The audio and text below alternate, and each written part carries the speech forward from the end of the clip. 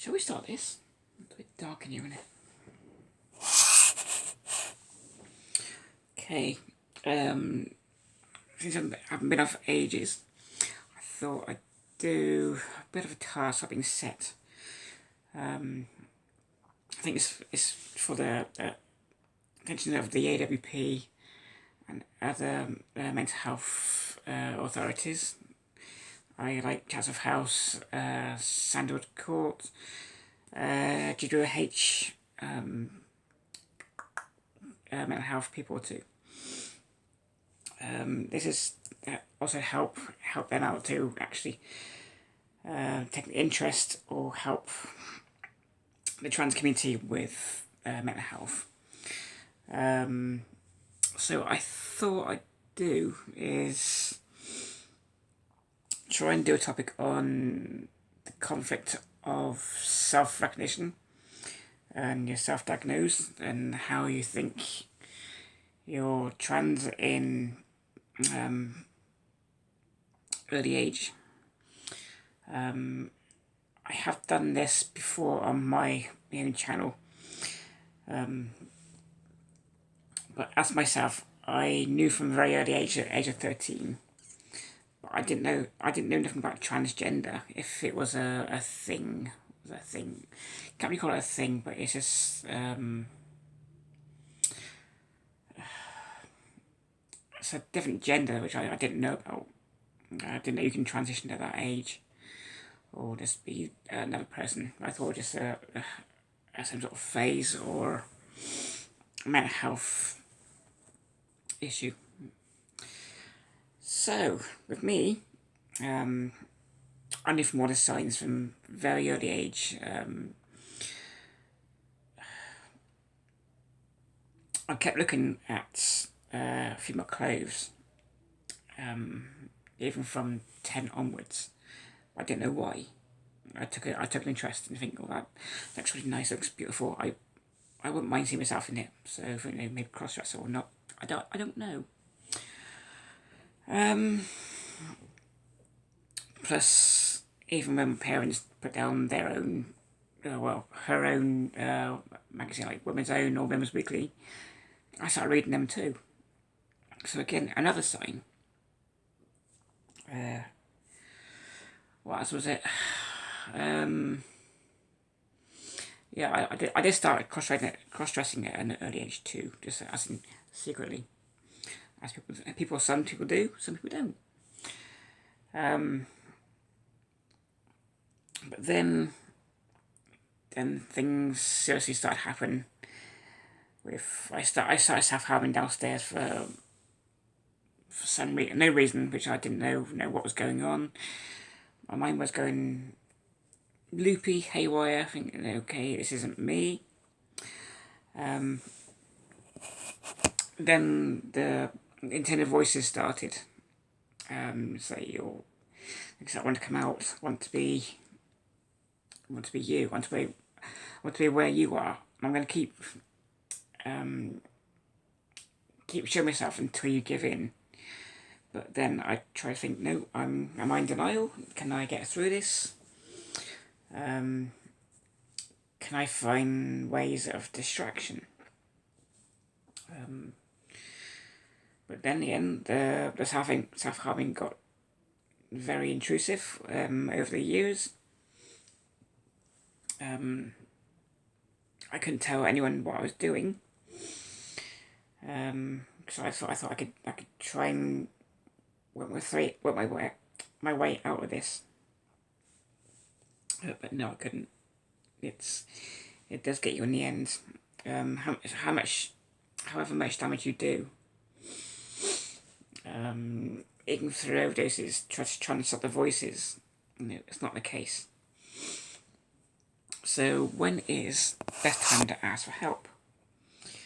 The best time is if your thoughts get very, very intrusive. You need to do something about it. Now this is why we need the mental health people to get involved and understand why we are the way we are and how we can overcome our dysphoria or even dysmorphia. But it's basically down to dysphoria and how we see ourselves. I think the dysmorphia comes later on, with the body, and it's what we need to change to actually be ourselves.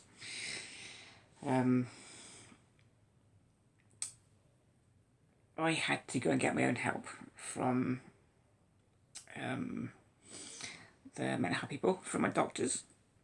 And I thought, I need to stop this. I need to know why I'm doing this. I had no recognition of who I was. I was it's like the conflict of self-recognition. I was sort of playing both parts, female and male. But I always saw myself as the more female my brain was. So I think, okay, I've got to, do I identify? Is there a way out of this? Is there a way I can stay male? But obviously it wasn't. I couldn't do it. The more I self-harmed, the more I end up in hospital for, yeah, those reasons too.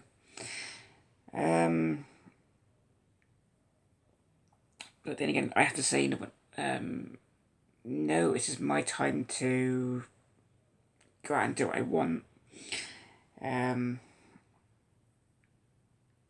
So I started dressing up in my late 20s, early 30s, and so forth, just secretly. My first steps out in town wasn't very ideal, but I found a way around it using headphones, just to block out the noise and the paranoia of what my mind was saying to me, what people think. But I thought this got easier and easier. Even though the mental health wasn't too good either. I was still sort of in denial and think, can I do this or can I not do this? What parents going to think? What a friend's going to think? But we don't have words to self-identify or self-express ourselves. So what else can we do? We don't know. So we need to talk to mental people, counsellors, psychologists, make them understand of how we actually feel. Give them time to assess us as we are, and hopefully when they have the information, they can also help others that are in the same situ as themselves. We have the pre-ops, the during transition, and the aftercare, as in post-op. As if we never stop transitioning to ourselves, to our true selves. So the more we deny ourselves of who we are, the more dysphoric we become. And also the dysmorphia sets in too. Now, dysphoria is all mindset. It's how we see ourselves on the inside that wants to come outside. This is where the dysmorphia comes from, the body image that we aspire, we really want, but we can't have because of the paranoia and on how we express ourselves to our friends and family and so forth.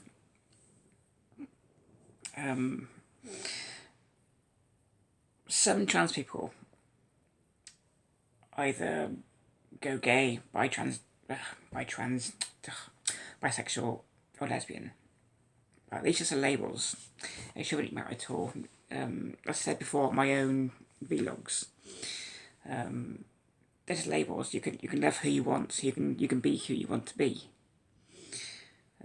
It's just the paranoia of what we see in society and how we think they perspire on us, how they they see us. I mean, they say you're freaks or just other nasty words and things. Okay. So we have to fight this. We can't stay isolated. We have to come out and enjoy life as it is. So if there is help out there, this is what we need to get over our dysphoria, dysmorphia, depression, anxiety. Also with people with AUPD, BPD, the self-harmers, people like that. It's you only help.